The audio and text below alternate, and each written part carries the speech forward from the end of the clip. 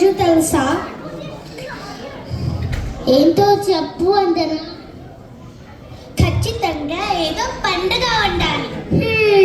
ఉగాది కదా? బాగా చెప్పావు సిరి. ఇది మన తెలుగు సంవత్సరాది అంటే ఉగాది పండుగ. మన కొత్త సంవత్సరానికి స్వాగతం చెప్పే రోజు.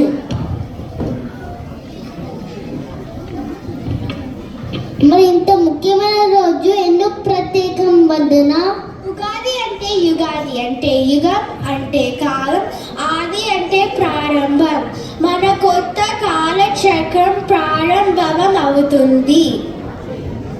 అంటే ఆయుషి ఆ కాగితాలు ఇక్కడికి తీసుకురావా? సరే వందన.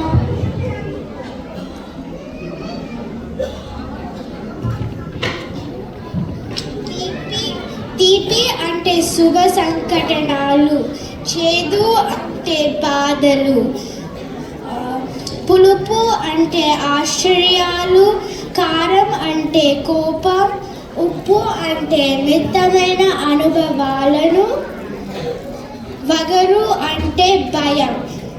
అంటే జీవితం సుఖం దుఃఖం కలిపి ఉంటాయని అర్థం కదా? అవును, అందుకే ఉగాది పచ్చడి తింటే మన జీవితంలోని అన్ని అనుభవాలను సమానంగా స్వీకరించాలి అని అర్థం. మరి ఉగాది రోజు ఏం చేస్తాము? తల స్నానం చేసి కొత్త బట్టలు వేసుకుంటాం.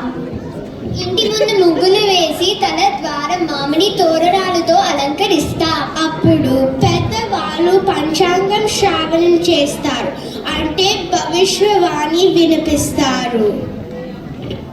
భవిష్యవాణి అంటే ఈ సంవత్సరంలో ఎలాంటి ఫలితాలు ఉంటాయో చెప్తారు కదా. మరి ఎప్పుడు మంచి ఫలితాలు చెప్పాలి కదా? అవును, కానీ మంచి చెడు రెండు కలిసి జీవితం కదా.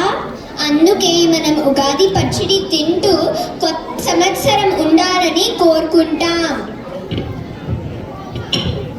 మనం ఎప్పుడు పాట పాడుదాం.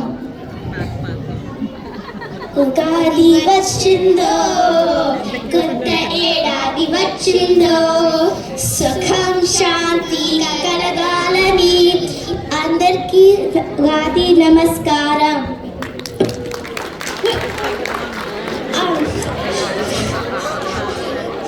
కొత్త సంవత్సరం అందరికీ ఆనందాన్ని తీసుకురావాలి. మన సంప్రదాయాలని గౌరవిద్దాం. అందరికీ మన సంస్కృతిని తెలియచేద్దాం.